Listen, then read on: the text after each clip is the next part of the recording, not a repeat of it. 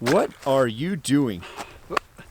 I got this elephant gun, so I'm hunting for elephants, obviously. There are no elephants here. What?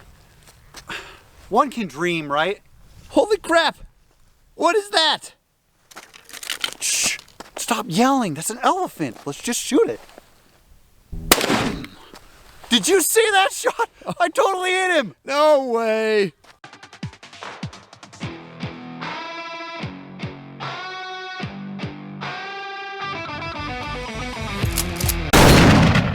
Hey, welcome to Bald Guys with Guns, everybody. I'm Jeremy. And I'm Rob.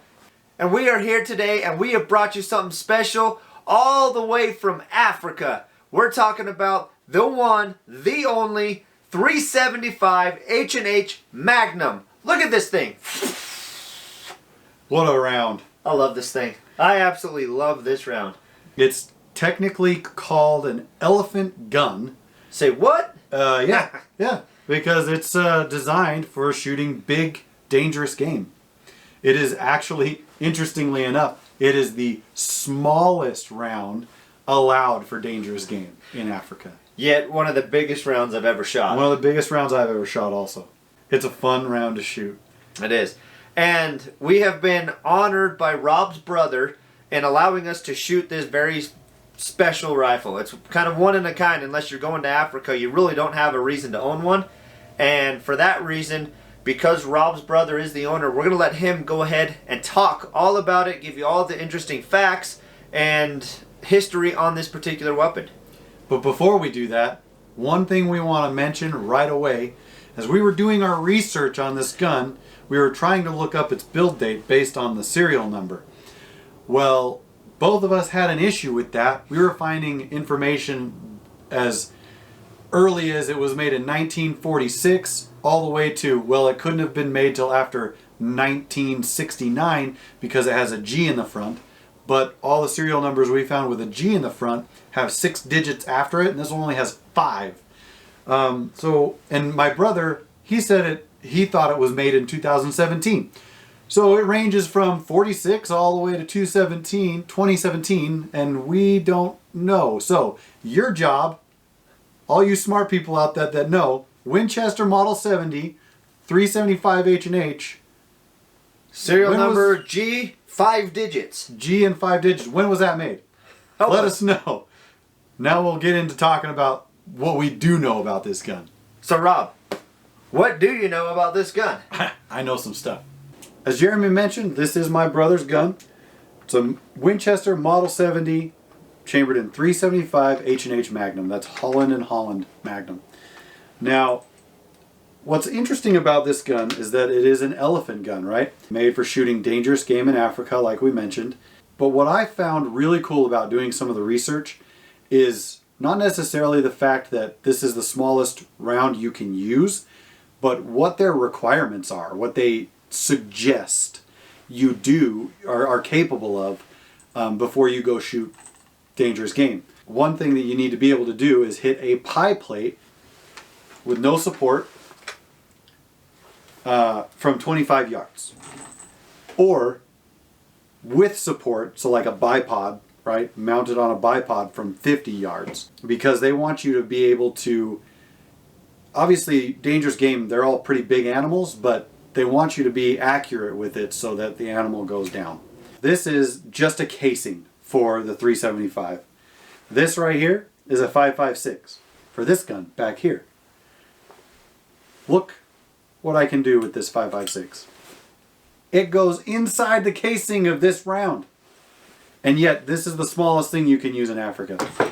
That's crazy. The 375 H&H Magnum, also known as the 375 Holland and Holland Magnum, was introduced in 1912, having a bullet weight from 235 grains all the way up to 350 grains. The bullet travels between 2,300 feet per second and 2,600 feet per second, depending on the weight of the bullet. The 375 H&H often is cited as one of the most useful all-around rifle cartridges, especially in shooting large and dangerous game. The most common bullet weight available in this caliber is 300 grains.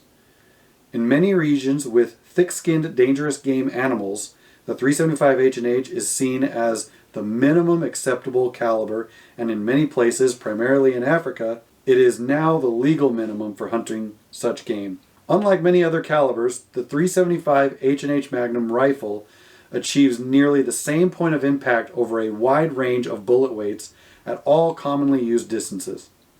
This simplifies a hunter's choice in selecting different bullet weights. The Winchester Model 70 is a bolt-action sporting rifle that was designed in 1936. The action has some design similarities to the Mauser design, and it is a development of the earlier Winchester Model 54, itself being based on a Mauser 98. The original Model 70 quickly established an excellent reputation with American sportsmen. It was a high-quality action of considerable strength, with 2 forward-locking lugs and a Mauser-type non-rotating claw extractor.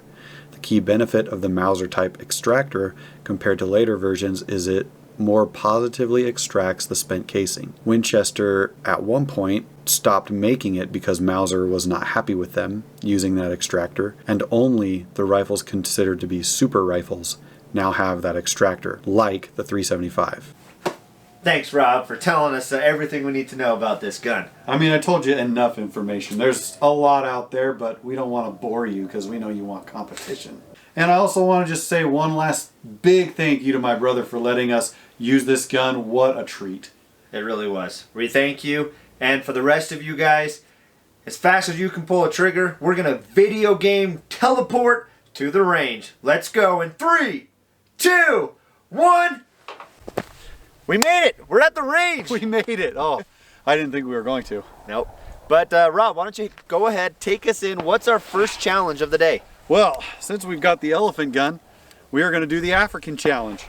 Challenge number 1, well, both challenges are at pythons, but challenge number 1 is 25 yards away unsupported, so just standing. And we have 3 pythons. They all have targets on them. We're going to measure distance from center where we hit. Whoever has the closest grouping on 3 targets is going to win the competition. But as an added bonus, we're going to shoot a brick just because we want to see what happens to it. We love to blow stuff up. So let's get going. Let's go. All right, Team Rob, let's see if we can get the best 3 shots on these pythons.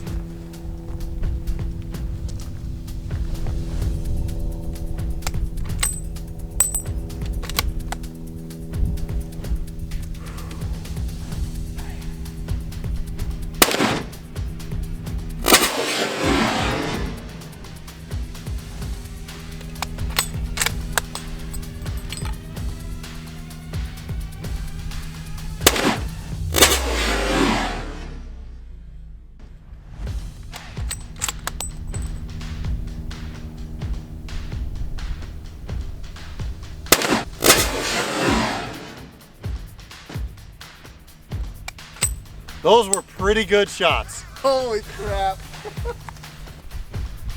All right, Team Rob, here are my 3 shots. You can see that I did a pretty good job with my grouping.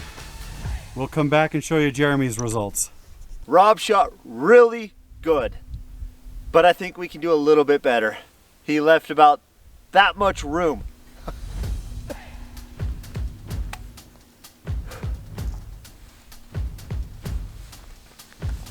Am I good? Yeah.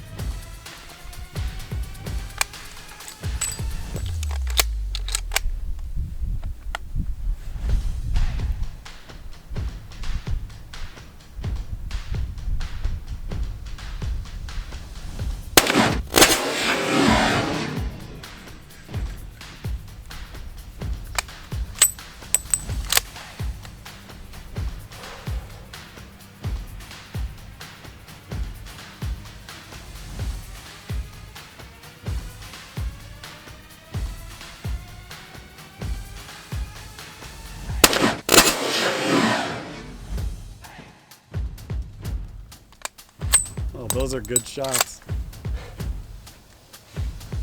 for the finale.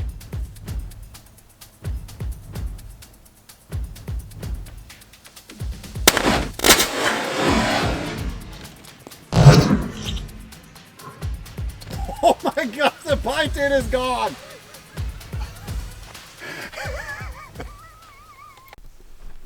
Okay, so we can see here that Jeremy was about an inch away from my shot. On the second one, Jeremy was about a 1/4 inch closer to a 1/2 inch, maybe closer to the center. But then on this one, Where is it? what happened to it? The explosion of the brick knocked it off. It was like this. That's right.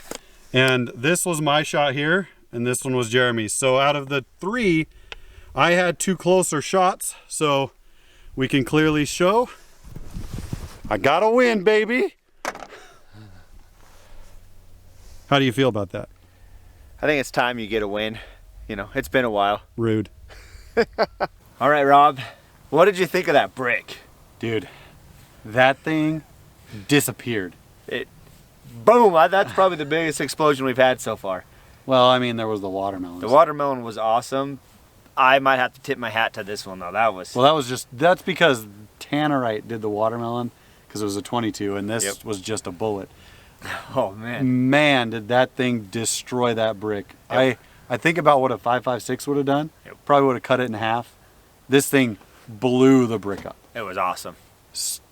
Super cool. Super cool. It was stupid cool, man. It was stupid cool.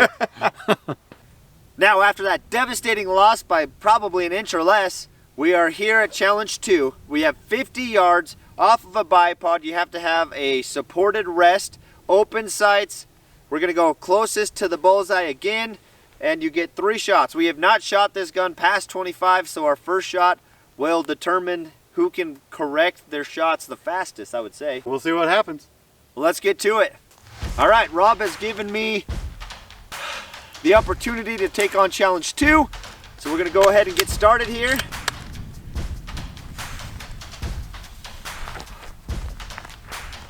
Oh man, I hate shooting off of sticks.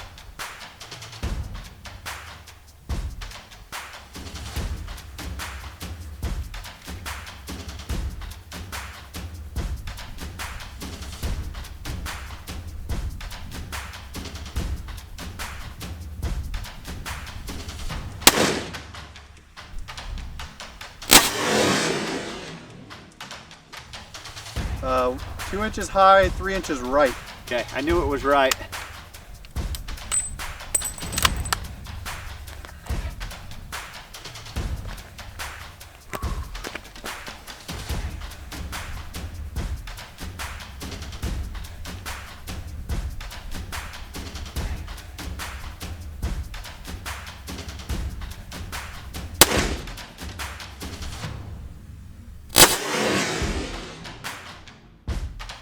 Half an inch high, an inch left.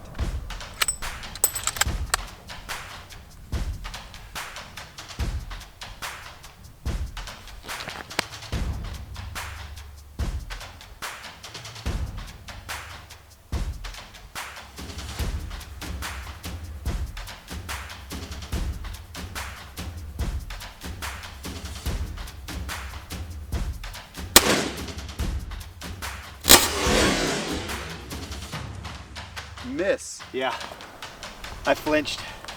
Dang. Is that gun too powerful for you? No, I was swaying. Son of a. All right, we'll go down the range and I'm depressed now. I don't want to talk. Wow. you missed one. I don't think you qualify for Africa. I don't think I'm going to Africa this year. Let's look at these bullet holes though. This is the first miss. Like flat out missed a big target. That's true. Well, no, we didn't hit the 500-yard target on our 223 either. That's true. But anyways, close-ups. Close-ups, just in case I miss one, we're gonna have to know. There's my first shot. Made a pretty good correction on my second shot. Rushed that third shot and did not touch. Went wide left. I need to at least hit 2 targets and also hit closer to center on both. Yep. But if I hit all three, I think that counts as a win too. It sure does. Yeah. We'll see what happens. All right. Well, one round of redemption has happened. Now it's time for round two. Let's see if I can beat Jer one more time with this elephant gun. You ready over there with the binos? Ready. Okay. Firing.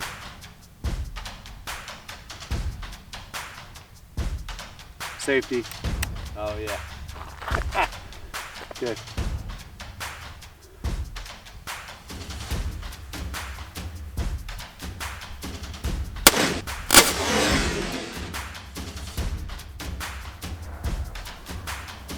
Did I miss? Low left, just above the wood. I did hit the target though? Yeah, barely. Barely. My goal is to mostly hit the targets. Okay.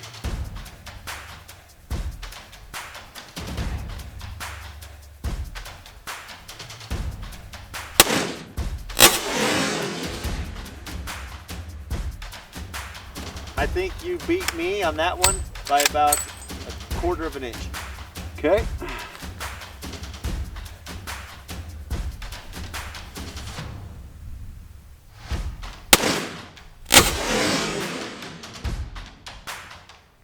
You win. And I hit the last target. Nice.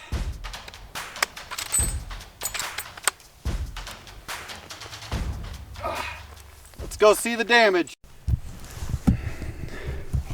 All right, so we're down here at the pie plates.